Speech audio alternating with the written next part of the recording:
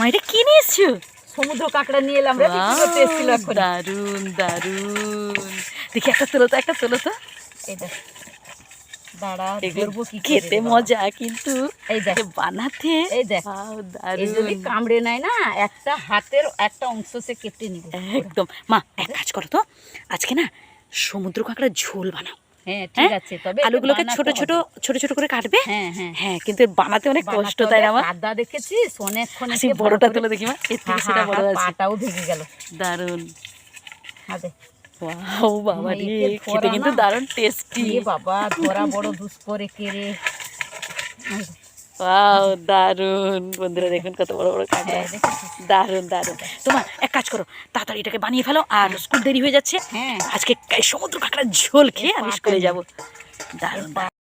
এটাও শক্ত, এর নরম দেখ। কেন নরম কেন? এটা তো হাঁটছে। খোলসটা মানে বেরিয়ে গেছে। ও, খোলস ছাড়াই না, খোলস ছাড়াই। আচ্ছা আচ্ছা আচ্ছা, খোলসটা সাপও তো খোলস ছাড়ে বলে। হ্যাঁ, নরম খোলস হয়েছে। আচ্ছা, আর এদের খোলসটা শক্ত, এই যে হ্যাঁ বেশ শক্ত। আর ওটা ওটা টেপো, ওটা টেপো।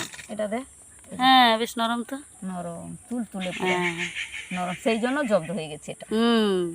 এইভাবে বানিয়ে নিব। এইভাবে কাঁকড়া মানে ছাড়ানো কিন্তু খুব কষ্টকর। এর এর পাগুলো না একদম নরম, তাই ধরতেই বেরিয়ে আসছে। এরপর এগুলোকে এইভাবে ছাড়িয়ে নিব। এইভাবে ভালো করে কিন্তু এগুলো ধুতে হবে, মানে কাদা, এগুলো সমুদ্রের কাদা। ভালো করে না ধুলে হবে না। আর এটা শক্ত দেখ, এটা শক্ত করে দিলাম, এটা শক্ত। এটা শক্ত, হ্যাঁ, কিন্তু এই মাছটা ঠিক বলেছো, ওটা খোলস ছেড়েছে। ঠিক ঠিক, খোলস ছেড়েছে। এই নখগুলোকে এইভাবে বের করে দিলাম। হয়ে গেছে, প্রচুর তো কাদা, একে আমি ভালো করে পুকুর ঘাট থেকে ধুয়ে আনবো। নাহলে কাদা আছে, এই সমুদ্রের গর্তে তো থাকে, গর্তের ভিতরে, সেই জন্য গর্তের ভিতরে সমুদ্রে তো কাদা, বালি কাদা, এগুলোও বালি কাদা।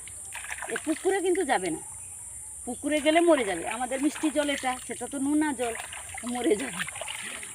এই বলতে বলতে না আমার কাঁকড়াগুলো ধোয়া হয়ে যাচ্ছে। কাঁকড়াগুলো ধুয়ে নিয়ে চলে এলাম। কত সুন্দর লাগছে দেখ, একবার ফ্রেশ, পুরো এর কাদা টাদা কিচ্ছু নেই, কত সুন্দর লাগছে দেখেছিস। এরপর আর একবার কলের জলে ধুয়ে নেবে ভালো করে। পুকুরের জলে ধোয়া হয়েছে তো, অ্যাকচুয়ালি মানে হচ্ছে ট্যাপের জলটা ছেড়ে গেছে। এখন 12টা 12:30 খানিক বাজে, তাই পুকুরের জল। গ্রামে তো প্রচুর পুকুর, ট্যাপ ইদানিং এসছে, 1-2 বছর খানিক হয়ে গেল। তা নাহলে পুকুরেই ব্যবহার করা হয়, কিন্তু ট্যাপের জলে ভালো করে ধুয়ে নেব। কলের জলে ভালো করে ধুয়ে নিয়ে তারপর একে ফাটিয়ে নেওয়া হবে। কাঁকড়াগুলো ধুয়ে নিয়ে চলে এসেছি। এরপর একে ভালো করে বানিয়ে নেব। বানিয়ে নিয়ে আমি রান্নাঘরে চলে যাব। এটা খুব নরম, এই যে কাঁকড়াটা খুব নরম, একে আর শিলনোড়া দিয়ে ভাঙতে হবে না। এইভাবে তাকে দিয়ে দিলে, হাত দিলে সুন্দর ছড়িয়ে যাচ্ছে। দেখ কত সুন্দর নরম। আচ্ছা, এটা এইভাবে মানে এত নরম কেন? এটা খোলস ছেড়েছে। ও, ওর খোলস ছাড়ার জন্য এটা নরম, এটা ভাঙতে হয় না, একদম নরম, পুরা তুলতুলে। দেখ তার গার চামড়া পর্যন্ত উঠে আসছে। এই যে বেশ সুন্দর তো, নরম। কিন্তু মানে এমনি মনে হবে যেন মনে হয় নষ্ট হয়ে গেছে, কি পচা টচা নাকি, কিন্তু না, এর টেস্টটাও কম, কারণ ওই নরমের জন্য। এটা এই কাঁকড়াটা কিন্তু হাঁটছিল যখন এসে, মানে গামলায় ছেড়ে দিলে ওই হাতগুলো দেখ কত তুলতুলে নরম হয়েছে হাতগুলো। হ্যাঁ দারুণ দারুণ। এরপর এই এটা বানাতে সব থেকেই সহজ, ইজি। এরপর এই সাইডটা আমি এইগুলো বের করে দিব, নোংরাগুলো। এই যে এই নোংরাগুলো বের করে দিলাম, এ পাশেও সেই এই নোংরাগুলো বের করে দিলাম। এরপর আমি এটাকে ভালো করে এইভাবে বানিয়ে নেব। এই যে বানানো হয়ে গেল। এই যে খুব সুন্দর তো, এটা কিন্তু স্বাদ ভালো হবে মনে হচ্ছে, বেশ নরম। হ্যাঁ নরম, কাঁকড়াটা বেশ নরম। হ্যাঁ একদম। কাঁকড়াটা এই অংশগুলো ফেলে দেব, আর এইগুলোই লাগবে, এইগুলোই আমার লাগবে।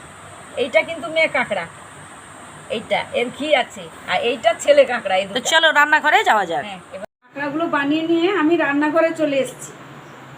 ধরিয়ে কড়াটা বসিয়ে দিয়েছি। গরম হতে হতে আমি হলুদ এবং লবণ দিয়ে ভালো করে মাখিয়ে নিব। সমুদ্র কাঁকড়া না খেতে দারুণ লাগে, খুব সুন্দর লাগে সমুদ্র কাঁকড়া।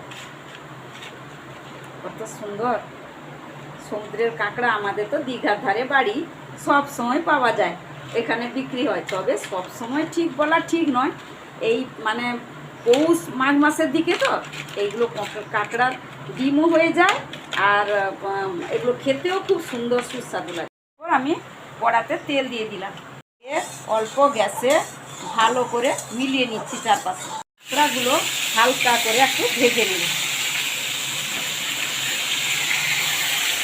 বাচ্চা ছেলে নয়, এই কাঁকড়া খেতে ভালোবাসে। আমার ছেলেটা তো খুব কাঁকড়া ভালোবাসতো, কেন না এতে কাঁটা নেই। কাঁকড়া এত সুন্দর লাগে। আমাদের তো এখানে গ্রামের দিকেও পুকুরেও কাঁকড়া হয়, আর সমুদ্রে কাঁকড়াও পাওয়া যায়। সমুদ্রে কাঁকড়া স্বাদ খুব সুন্দর। এগুলো ভেজে নিয়েছি, এক এক করে তুলে নিলাম।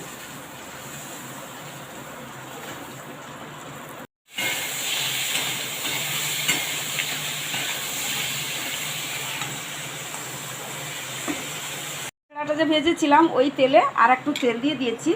তার সাথে আমি আলু এবং হলুদ লবণ মাখিয়ে এটাকে ভালো করে ভেজে নেব তেলে।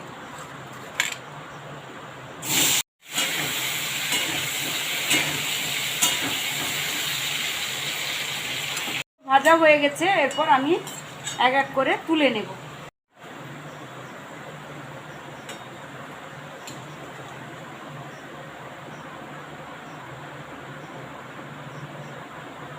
আমি ওই তেলটাতে এলাচ, মিষ্টি কাঠ এবং তেজপাতা দিয়ে দেব।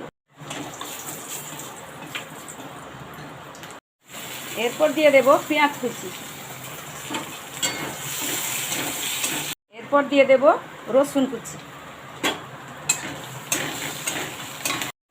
এরপর দিয়ে দেব কালো জিরা, পেঁয়াজ বাটা। এরপর দিয়ে দেব আদা এবং এলাচ সব কিছু বেটে। দিয়ে দেব টমেটো বাটা।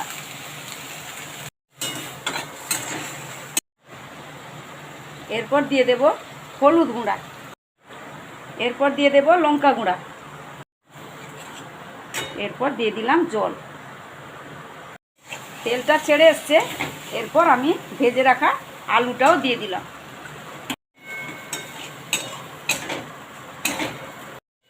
বেশ তেল বেরিয়ে পড়েছে, আলুটাও মশলার সঙ্গে বেশ সুন্দর কষা হয়ে গেছে। এরপর আমি গরম জল দিয়ে দেব। আমি গরম জল দিয়ে দিলাম, আর একটুখানি ফুটিয়ে নেব। আলু সেদ্ধ হয়ে গেছে, তবেও আর একটুখানি ফুটিয়ে নেব।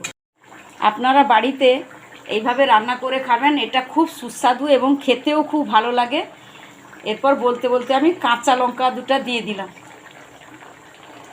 একটু হালকা পাতলা ঝোল হলে খেতে ভালো লাগে, তাই আমি হালকা পাতলাই করেছি, বেশি মশলাও দিইনি। এসছে উপরে একটু আমি ঘি দিয়ে দিলাম।